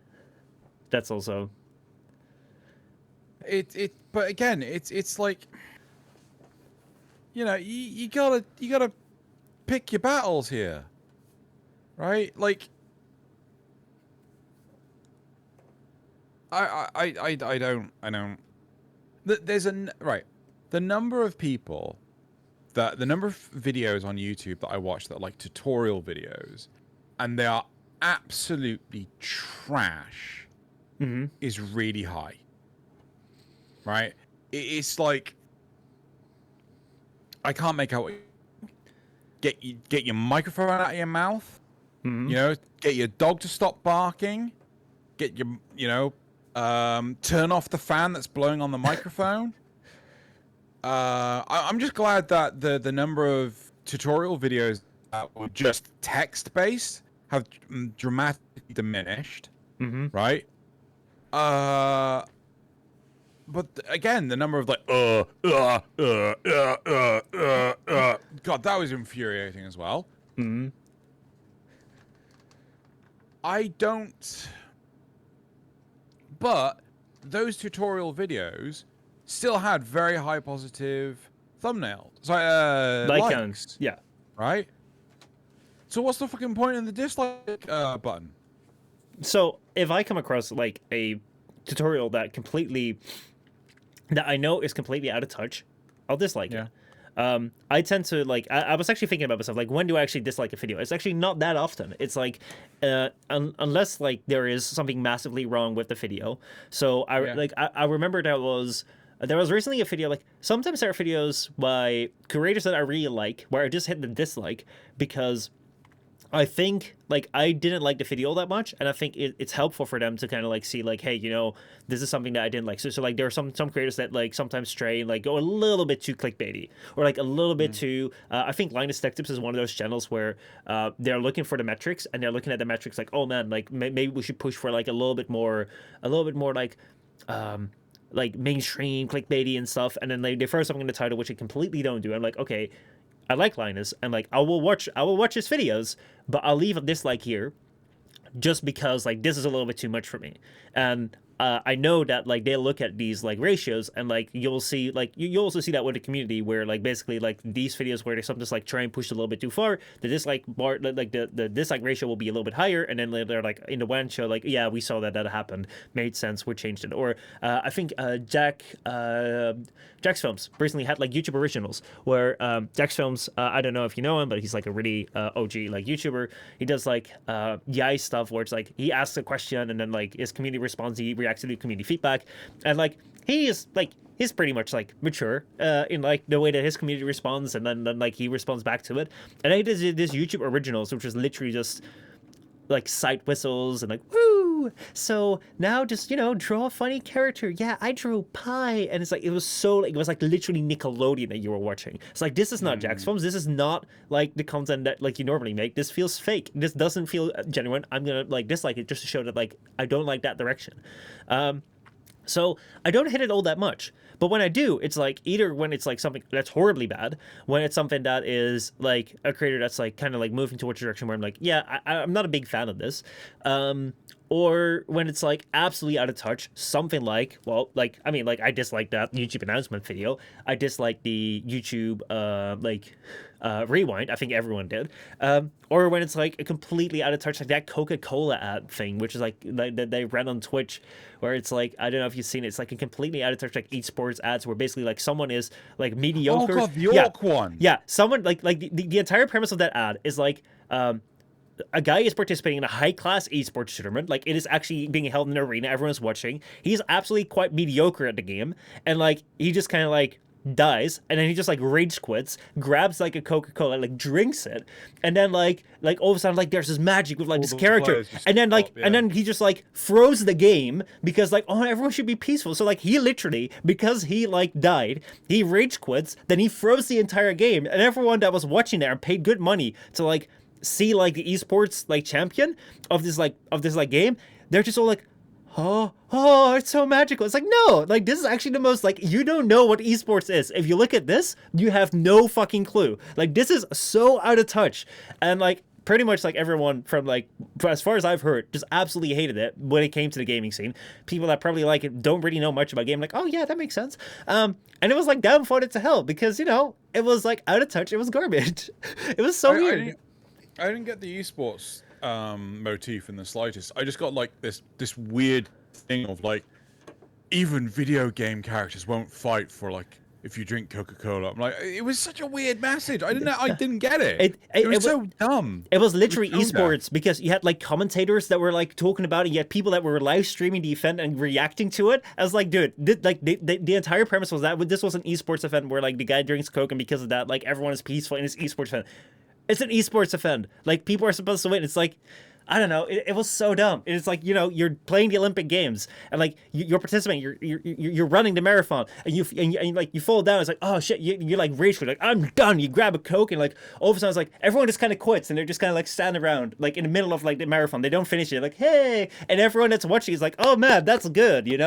Oh, that's such a good vibe. They just didn't finish the race. It was so weird. But I mean, like that shit, I downvote because it's bad, and I think that's like a good indicator. Obviously, like, not every tutorial is going to have like that's bad is going to have like completely negative dislike counter, but I do think that it serves like a good indicator for like a lot of times, and also like just a good way of like voicing like, number one, for like creators I watch, is like a subtle nudge. Like I don't want to make a comment where I'm like, oh man, like this thing was shit. It was like, no, like this thing kind of just fell off, and like I know you're gonna have like an 80% rating of, or a 90% rating of likes. So like this will just be like maybe a 89% rating now. So you'll kind of see the difference.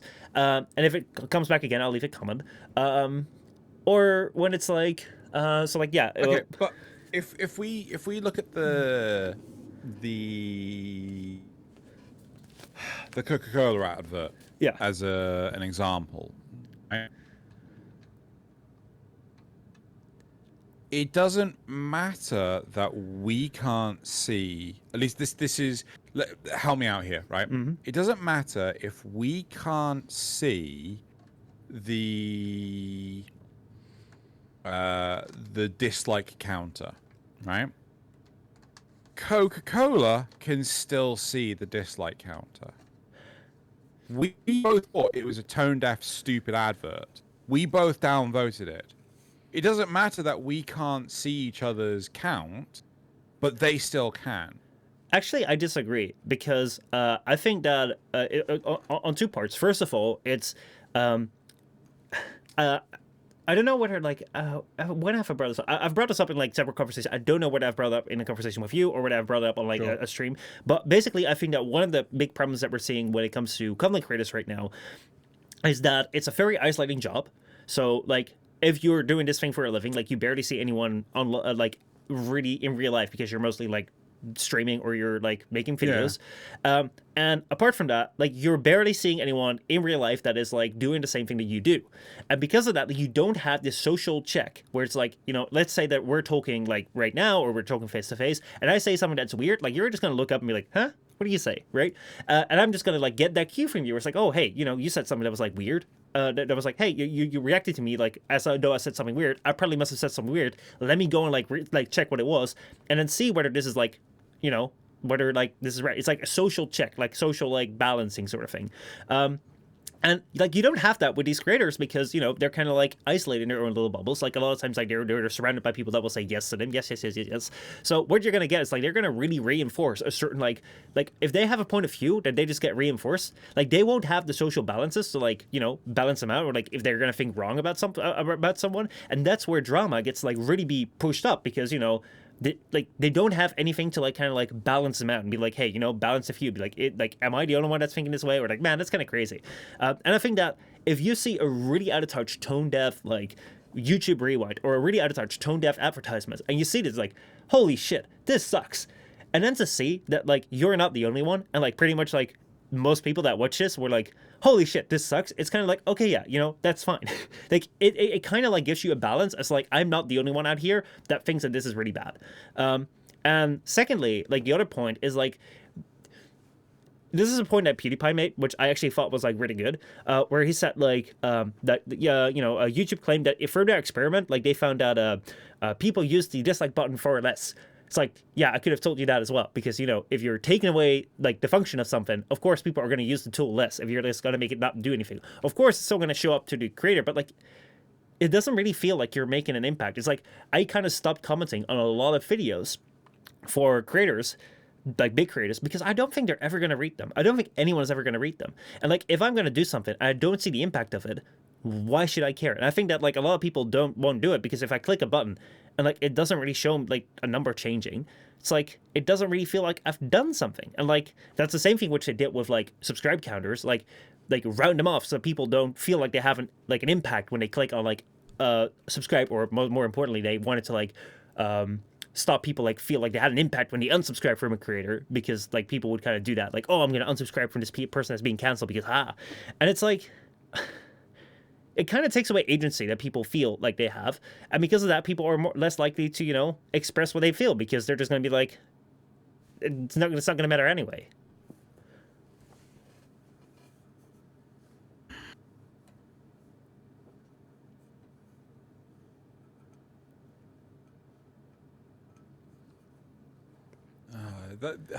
There are some very valid points in this.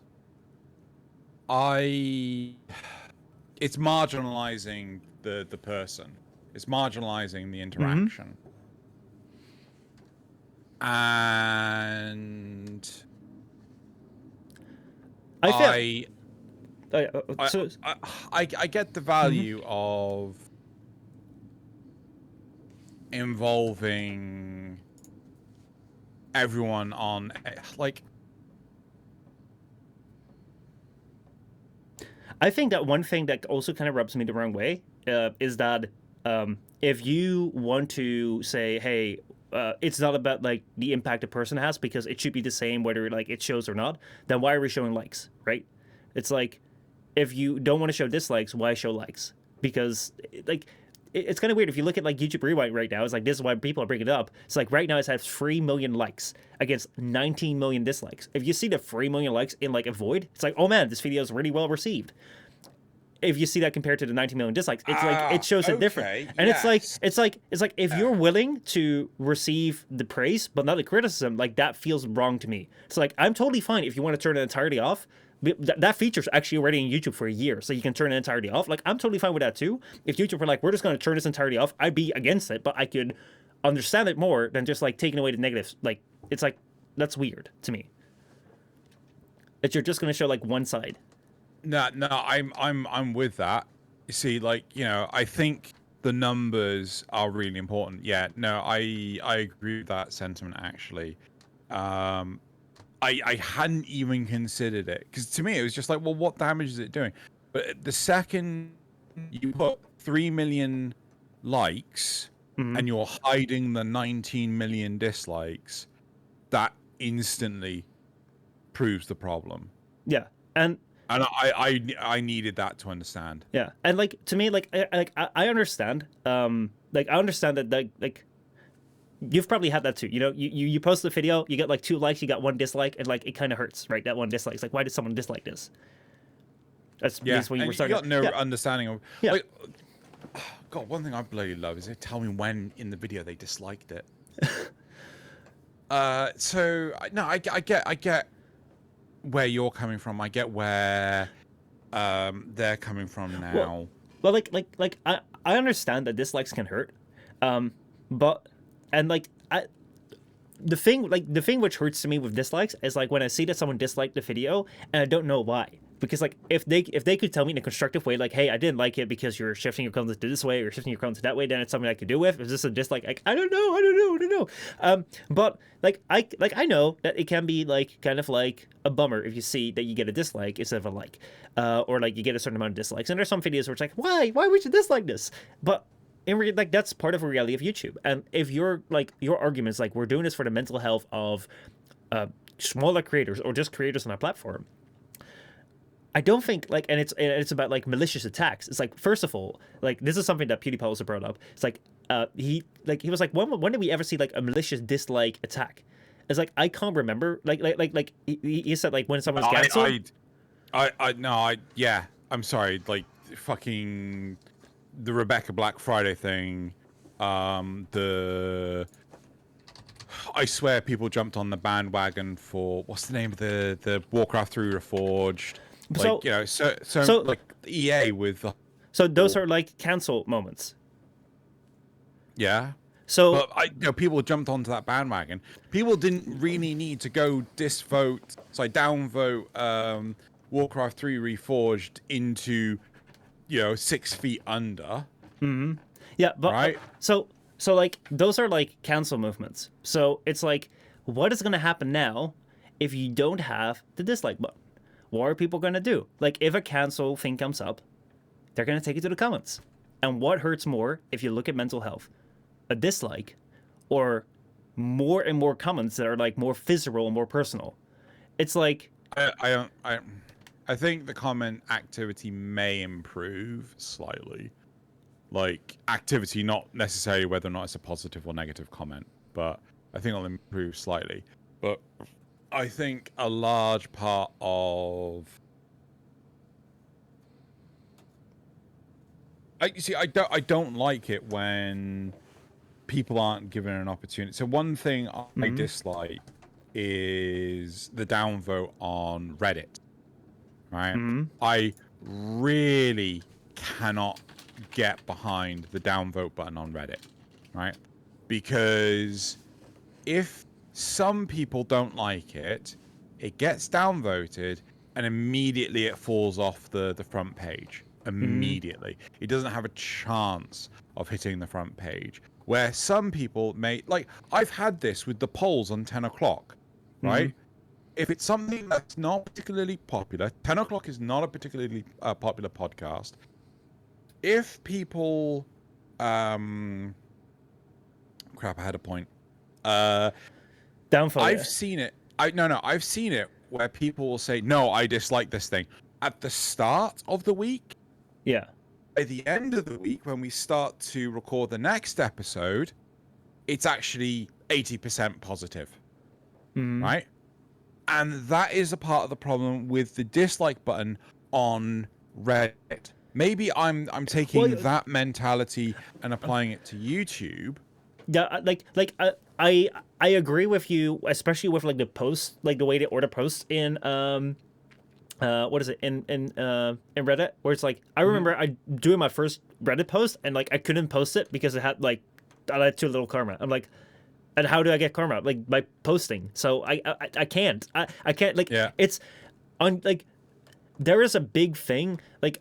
I understand that they want to have this thing where, you know, the crowd like pushes up like the greatest things, but with how little YouTube actually like goes off the like and dislike counter, because you see like this one video by PewDiePie was like, can we get the most dislikes on this video? Still like got like recommended to everyone, and YouTube has already said like likes and dislikes don't really do all that much. It's more like how long people watch. And how many people click on it when we serve it to people. So like the likes and dislikes aren't as much tied to how many people is this being shown as compared to Reddit. It's a lot more with the way that this is like with the way that YouTube is set up. It's like if you click on it, like what is like the public sentiment is like in a quick glance. And like I agree, like Reddit, if you want to post on there and your post just gets downvoted by someone and like it has -1, like already like no one's gonna look at that. But like that's also because people kind of like first see like the -1 and then they see the post and it's like, okay, well fuck it. Whereas with YouTube you click on the video first and then it's like we see the dislike thing and like you can continue to watch or you can be like, let me see in the comments what it's like, or you can move on. I think realistically they need to improve more of the system, like sod the whole counter thing for dislikes, right? On the video, right? Once the video is played, you have a thumbs up, thumbs down. Sorry, thumbs up, thumbs down button, right? Yeah, I have hands. So on the video itself, so you can click like or dislike then and there. Improve the interaction then. Don't have it off the video. And then likewise, leave a short comment, right? And then you can just like leave a, you know, I love this, whatever. Prompt them on the video, right? If you're using your phone on a Chromecast, right, put the prompts on. Like, I love the remote control app that they've brought onto mobile now. Sorry, what were you gonna say? I mean, like actually, like I can't believe like this is also something that MKB brought up. Like with such a smart, talented team of people at Google and YouTube, why can't they think of better alternatives? Because like what you bring up is like, let's say it's on the video and like the comment thing. Okay, so let's imagine if I want to dislike, I click on it and it brings up a pop-up menu, like which is through visible, so like you can still watch the video, and it says like, why did you not like this video? It's like you can like say like there may be a couple of preset options, like maybe 1 or 2, and then you just have like comment. So like it kind of like encourages people if they dislike to comment, and then like if they dislike and it's just like, oh, I just hated it, like you can like filter by that because you can kind of filter spam like that. Like you can discover what is spam, and then if people discover, oh wait, if I write a comment then like that will become a like, you know, then that will not be triggered as spam, then you can use the comment sorter, because like you have a comment filter, you can filter on certain words, you can filter on certain things. So let's say there's drama and like people are just like, you know, commenting like canceled or something, you know, like that's like the people that are being canceled will have like a certain thing that's going to be spammed in the comments. Like let's say that in order to like you click on dislike, it's like, why are you disliking it? It's like they put in canceled. You know, you can just filter on canceled, and like all the dislikes that like are disliked with canceled, like you can like have a filter system on that. So I think, yeah, part of the problem is that it was interesting when the man raised this, and he said, well, all it's going to do is just going to get people to say dislike in the comments. They're just going to say dislike in the comments, right? What's that going to do? That's just going to get these channels blocked, right? Because the thing is, the thing about the agency, that the thumbs up, thumbs down, the like, dislike button gives is the anonymity, right? So you are part of a crowd, right? But the second you leave a comment, you are an individual. You put dislike, what? One button press, block from channel? Mm-hmm. You know? You can hide those comments. You can delete those comments. But you cannot influence the like, dislike button, right? And I do think that I can kind of see that point. At the same time, it's like comments can be a lot more personal, and Yeah. I also think that you know, you should like. I really like. I think that like directed and like unjustified like hate that people get towards them is like not a good thing. But at the same time, I don't think that. I also don't think that just a yes men culture where like we're gonna block at anything that's negative because it might be like not like actual negative is also a bad thing, because I've had a period in time in which I thought I could do no wrong. I had that for a short period of time, and like looking back, like it caused me to like kind of crash, and looking back at myself, I was like, shit, I was actually making quite a bit of mistakes, and there were some people that warned me against what I was doing, and I was like, I was kind of blowing their advice in the wind because you don't know, you're haters, right? And I think that like something like a Logan Paul situation only happened because there were yes men. There were people around him that said, yeah, go into this video that you made in the forest. It's a really good video. Just go for it. People will love it. And I think that like you shouldn't like people should also just be able to dislike a video and not be like removed for it from the channel. Like because like the creator consent. It's like I'm like if you don't want to see the rage, there's already an option you can just turn it off. Like you don't have to see it. And like the fact that creators can't still see it, it's like if this is for creators' mental health, like why can they then still see it? It's like the entire point for creators' mental health is that they can't then see the dislike button, but they can now still see it. It's like it's so weird. To be honest, a part of me feels like they need a better algorithm for the influence of the like dislike button, right? I think there is some value in what's being said. I didn't like the tone deaf Coca-Cola advert, but I didn't think it was worthy of a dislike, right? Tutorial videos where I'm trying to learn how something works and they spend half an hour just trying to explain the most simplest of things. Like I've seen parodies of, how do I get this thing working? It's like 30-minute tutorial video. It must be really complicated. And like, the first, God knows how long is an intro sequence that's longer than the sodding sun. Then you've got the, oh God, what's the name of the next thing? Advertisement, like follow me on Twitch, follow me on here. Yeah, exactly. This week I did this. Just tell me what the fucking solution is. Yeah. Like fucking skipping through like double time speed and all that shit. Yeah. I feel that the algorithms, especially Reddit, should not be so heavily influenced by the upvote downvote thing. Same with YouTube. But right? I don't think YouTube is. I really feel like I think it was already something that YouTube a couple of years back said, like, we don't really care about that. We just literally just look at click-through rate and how, like, watch time. I don't know about that, because like I swear to God that the the algorithm, like there are a number of times that the algorithm is just like, oh, who are the Game Grumps? And they will not show me any Game Grumps videos whatsoever. Well, like, I'm sorry, YouTube's algorithm is just so jank. No one knows how the but I mean, some of my most popular video actually had like really bad dislikes. Because I remember like one of my videos that really popped off on like my second channel was like one that was called the new best melee in Warframe sort of thing. I was kind of like a follow-up, or like a response to a Cole who made kind of like this parody of like, we're gonna make a melee weapon, we're gonna call it Barra's butt plug, and haha, it's the best name because it's the best melee weapon because it's got the best name. So I made Barra's butt plug too, and it was like the actual new best melee of Warframe, and like it got a lot of views because it had the new best melee in Warframe in the title, and like it was actually like a decent video sort of thing. So like a lot of people watched it, and it was like 50% dislike because people were actually thinking that they were gonna get the actual best melee in Warframe, but instead they got Barra's butt plug.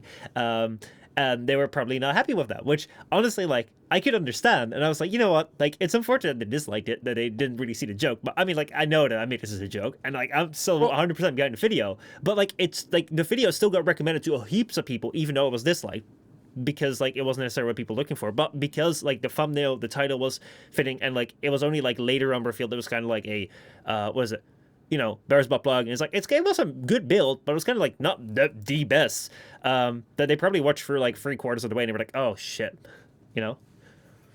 I think that's a really valid point, because like, what if you watch something that's like really political, right? It highlights, like, it covers things like that's in a documentary. It covers some like really specific,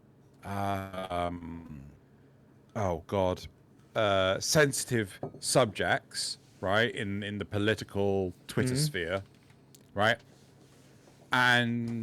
But it was highlighting the negativity of it, right? So, for example, let's say you have I could talk about this easily, right? You've got a Tories video, right? You got a Labour video, sorry, that's bad mouthing the Tories, right? It's just, oh, Tories suck, oh. But they use multiple instances of the Tories hyping themselves up during the course of the video, right? And there's little segments like, Tories, you don't know what you're talking about, and lots of, you know. And then you go, I like this video because this is taking the piss out of the Tories. And then it just shows you nothing but good quality Tories. It's like, Tories are the greatest. They're amazing. It's like, no. That's not what I video, you fucking algorithm. How are you so stupid? I really you know, Arturia said during our conversation that theoretically, you know, so YouTube has admitted that, you know, the algorithm is supposed to be tied into likes and dislikes, but no one knows. Yeah, I think they're pretty much just like going by machine learning at this point in time, where they just have this thing that basically works like, hey, you know, we have like we're feeding this algorithm like a whole bunch of stuff, and we just regulate the outcome. So like we're just like giving it like, this outcome is good, this outcome is bad, and like at a certain point in time, like you won't necessarily know where it's even going for, even like people that work on that. It's kind of like, I still argue that they need to have two algorithms that are competing, right? Because, you know, why did all the short neck giraffes die out? yeah, because watch time. Because watch time, yeah, clearly. No. The short neck giraffes died out because they couldn't reach their food, right? But if you've got one fucking breed of algorithm, of course it's gonna survive. There's no fucking competition, is there? Oh, like, so I thought you said that. I thought it was like, why did the short videos die out? The short things, the short stuff. Yeah, no. It's because there's no competition. The algorithm has nothing to compete against. If there's a better algorithm, right, then that algorithm can, that entire inbred generation of learning algorithm can die. Yep.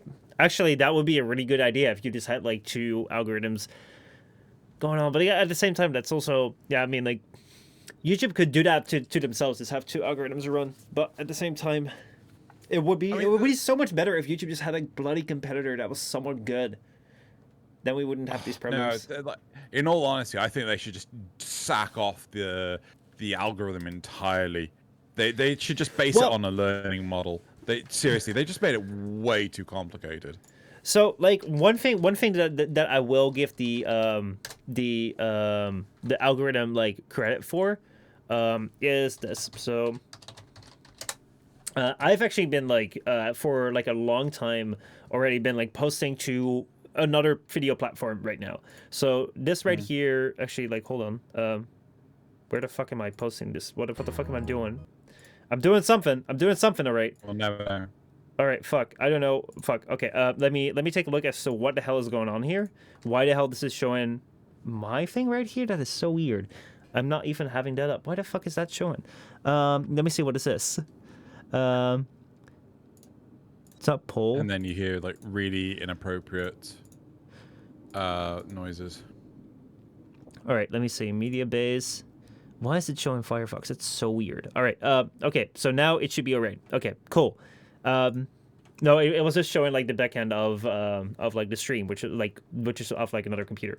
Anyway, here, media scene. Whoa. So this right here is Odyssey.com. This right here is a video platform which works like YouTube basically, but instead this is like working like this is using like blockchain technology to store like to do the storage thing. Like I think I've shown it before. And basically what I do is like you can search for Michel Postma on here, and you'll find that right here is my channel, and right here is like every single one of the videos that I've ever made, and it hooks into YouTube. That basically every single video that I make, it will be uploaded here as well. It will have the same thumbnails, same length, and all that sort of stuff.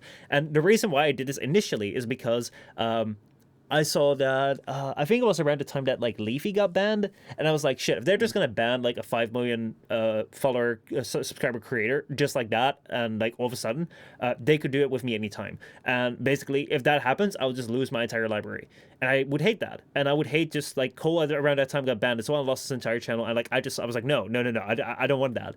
So this right here, like I kind of set this up initially as like, hey, if my YouTube channel ever goes down, if something happens to it, here is a backup of like most of the videos that are on there. So this goes all the way back to like my very first videos, and it's like out there, and it's like out there as a backup. Let's say something happens to YouTube, this thing is always going to be here. And like right now, you have some creators like also saying like, well, check this out, because if you don't like YouTube all that much, it also doesn't have any advertisements on it, so it's like pretty damn cool. However, like if you go on here, like I just immediately see it's like, I mean, like I'm not logged in, and maybe that's like a bit of a problem. But like even if I go on like one of my videos, like this thing is just like the recommendation system on here is just like surprisingly bad. Like let's say I go to like a Warframe videos, like this right here is let me choose one which kind of has like maybe like a Tenocon one, like one. Oh wait, that says join. No, I want to go to a Tenocon video. So like Tenocon video right here. Don't have to join to watch the video. You can just like watch it whenever, basically. And then like if I go into like the recommendation things here, it's like there's nothing relating to Warframe. There's like nothing right here. It's like sending and receiving cash tips. It's like the Robin Hood. It's like nothing here actually like relates to this video, even though it is like it has like Tenocon and Warframe in the thing, and like it was actually very well viewed on YouTube at the time. But do you like, remember when the algorithm functioned on tags? oh god, when was that again? Yeah, way back when, in yesteryear. That was a long while ago. But a large part of the problem is that people keep on abusing the system. Mm-hmm. Yeah, no, that's true. But it's like I do think that for as much shit as a YouTube algorithm gets, and I think there's like a lot of things bad about it. If you look at competitors or like would-be competitors, like alternative platforms, like you do see like how actually like in a way the YouTube algorithm also sometimes get things right, because at least if I click on like a Warframe video, if like I'm not logged in, it will show me other Warframe videos, because like, oh yeah, that's related, and here it will just like not do that at all. So I will give it credit where credit is due. Anyway, I think that we're gonna have to leave it there because time just flies. Anyway, I think that yeah, that was a good bit of talk about like the YouTube dislike thing. It's unfortunate because I think YouTube just won't listen, because like they never really seem to listen at all to anything. Does anyone? Does anyone? True that, but it's whatever it is. We'll see how it goes. That's it. I hope you guys enjoyed this FrameCast. If you did, like it. If you didn't, well, sucks to be you. What it doesn't suck to be is Xenogelion, because he's amazing. Go watch him at youtube.com/Xenogelion. Go leave him a like. You can't leave him a dislike anymore. Just leave him a like. A friendly like. Leave him a subscription if you like his content as well. Go to youtube.com/10o'clock to get more of this Warframe topics that we touched on a little bit. Did you guys already speak about the Prime Resurgence event in like the last one? Yeah, we spent like the whole episode talking about it. Talking about theories, talking about Reddit reacting to it, and the goods, the bads, the uglies. Yeah. Mm-hmm. So if you want to hear more about that topic, go to youtube.com/10o'clock or check out Compycast on YouTube, because there is an amazing anime podcast that is gonna be it's gonna have like a lot of amazing guests coming up down the line. Who knows what is going to happen in the future and what amazing topics will be seen on there. So if you like anime, if you like podcasts, go check that out. And as always, this thing will be live at some point at twitch.tv/MichelPostma. Just follow and just see whenever the podcast comes around. And yeah, I think that is it. How did you like the more like topical deep dives approach No, today. I think the deep dives are more suited to the podcast format. Mm-hmm. Trying to ram multiple topics in, it worked for a period, but it kind of like ran its course. So Yeah.